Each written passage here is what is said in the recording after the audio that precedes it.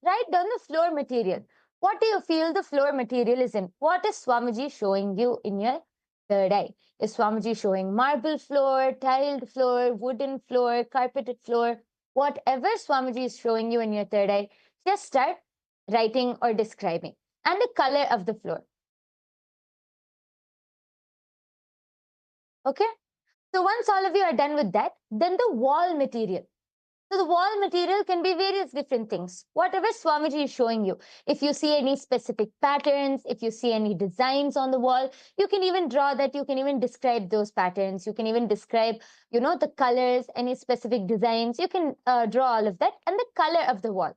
What color the wall is in. Then, once you're done with that, the countertop material. In the kitchen, we have various different countertops, right? What is Swamiji showing you? What material is it in? Is it wooden? Is it granite? Is it marble? Is it tiles?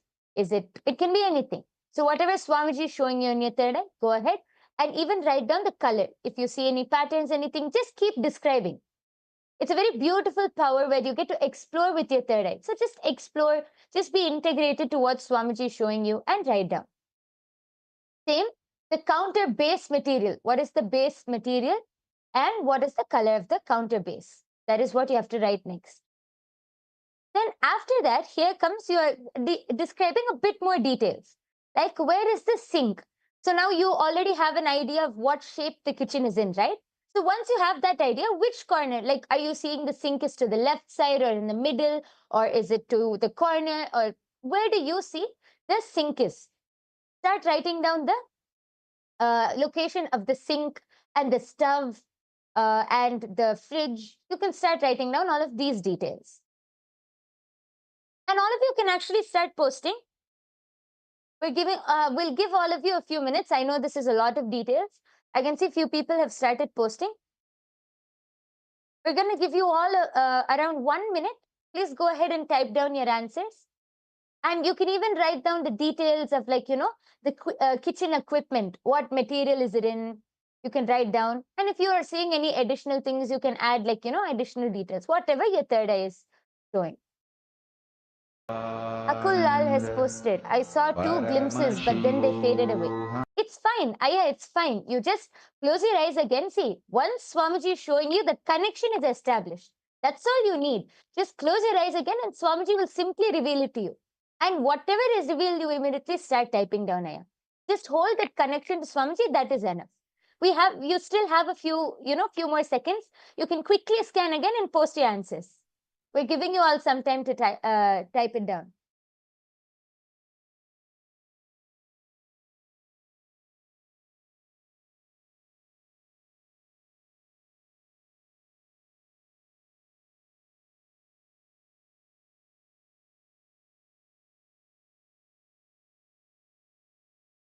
Om Nityananda Paramashivoham. Om Nityananda Paramashivoham. Om Nityananda Paramashivoham. Om Nityananda Paramashivoham. Om Nityananda Paramashivoham. Om Nityananda Paramashivoham.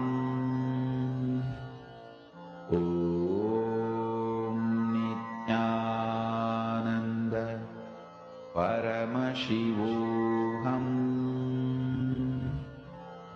Om Nityananda Paramashivoham. Om Nityananda Paramashivoham. Om Nityananda Paramashivoham. Om Nityananda Paramashivoham. Om Nityananda Paramashivoham. Om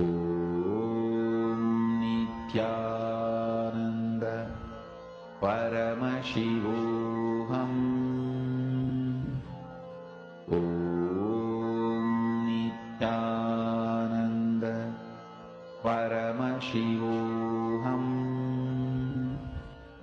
Om Nityananda Paramashivoham.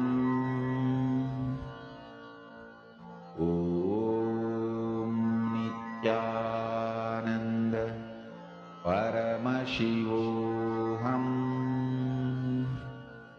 Om Nityananda Paramashivoham. Om Nityananda Paramashivoham.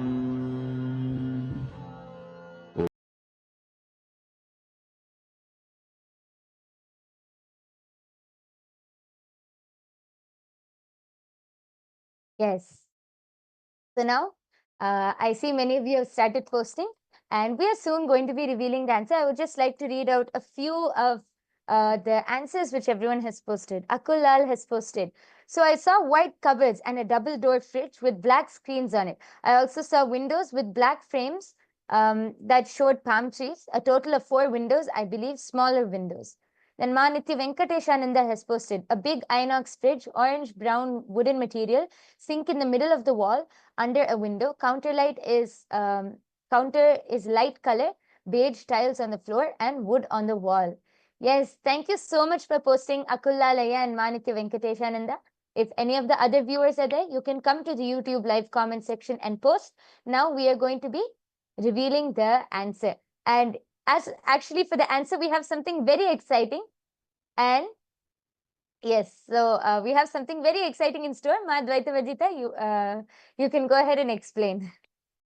Yes, actually, it's actually a 3D tour of the actual kitchen that you're scanning. So let us all now take a beautiful look at what each and every single one. And as you, a lot of you actually said that it was white. So congratulations. Now let's walk around the button. You can see that it is almost like a tip type of sides. It's you can almost like a, you can see tiles and the cupboards still gray, it's marble, has white cupboards at the bottom, white cupboards all the way at the top. They have a beautiful window. So if anybody of you saw window, great. And towards the sink area, the type of material that's used on the wall are like almost like a tile, like a brick, like tiles, gray color, light gray tiles. Actually, I would like to Yes. just quickly mention something. As you can see on the screen right now, the sink is right under the window. And actually, Ma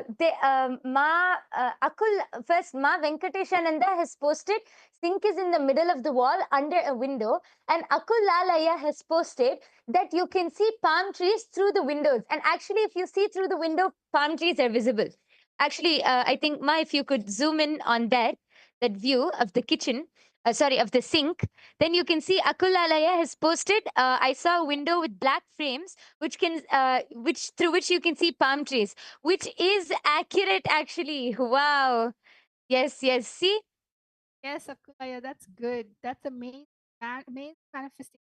And over here you have the island counter. In the island counter, the cupboards are a little different.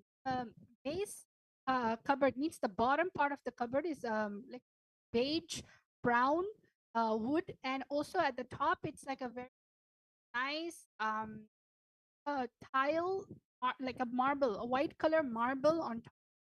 And you can see that the stove is actually on the island. Most of the time, the stoves would be on the L-shaped part, but over here you can see L shape is made of the oven. Then there is a pantry over here, a beautiful pantry side, and over here towards the opposite corner is where the fridge is. So all of you can see quite a huge big kitchen. It's a very white brown kitchen. It has a lot of brown, gray, light grays, white. It's a very homey, cozy, earthy kitchen. And if anybody were to see the top part of the kitchen where there's lights and there's also a photo frame and a smaller window on the top, you're correct. So, and the material that is mainly used in the kitchen, like the appliances, they're all stainless steel. Sink is stainless steel. The oven is stainless. They have like a stick stove, and it's a gas stove. It's not electrical. And there's of course a big bowl of fruit plate where there's lemons and bananas. So if any by any chance were to see a big bowl that had plates, that had bananas and lemons on it, you're correct. So yes, my so let's see who actually got it the most. Yes, The most actually, similar. Yes. actually, Akullalaya and Ma Venkatesha has gotten different parts of it, because Akullal saw white cupboards and a double door fridge, which is exactly on spot, literally. Akullalaya, you have gotten the whole thing on spot, because Aya says that white cupboards, double door fridge, and windows with that showed palm trees. And so, Aya, a big round of applause for you. You really have gotten it right on the spot. And really, that's so amazing. And Ma Venkatesha also, she saw the big Inox fridge. And it's a double door fridge, actually, which is shown in the kitchen. And she saw orange wood, brown wood material. I think that was the floor color, but she saw that as the countertop.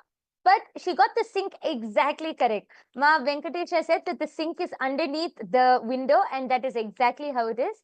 And she said that the color is light beige. And that is also true. That is the counter color. Yes. So a big round of applause for Now all let's of you. actually go to the next round. Thank you, Yoga Prana, for sharing who won. Now, all of you, let's go to the next final one. We are going to have a new house, and in this new house, this time, you're going to be scanning the living room. Okay, everyone's ready? Let's all see what is the living room parameter. Okay, so the living parameter, just like how you scan the kitchen, time you're going to scan the shape of the living room. What do we mean by the shape? Shape means how is the furniture arranged in the house? Is it like a U shape, an L shape? Then what is the floor material? Come in. Is it wooden? Is it marble? Glass? People now they have very material they use in the living room. And what are the walls, color, and material made out of? What is the type of furniture? They have rattan furniture. They have cotton. Do they have leather? Um, then what is the color of the furniture? If there's any additional fire pit place or even wall mount, what is the unique that's there in the list? So all of you start with all of you 2 minutes and this connects to and the living house. Nityanand परमशिवोऽहम् ॐ नित्यानन्द परमशिवोऽहम् ॐ नित्यानन्द परमशिवोऽहम्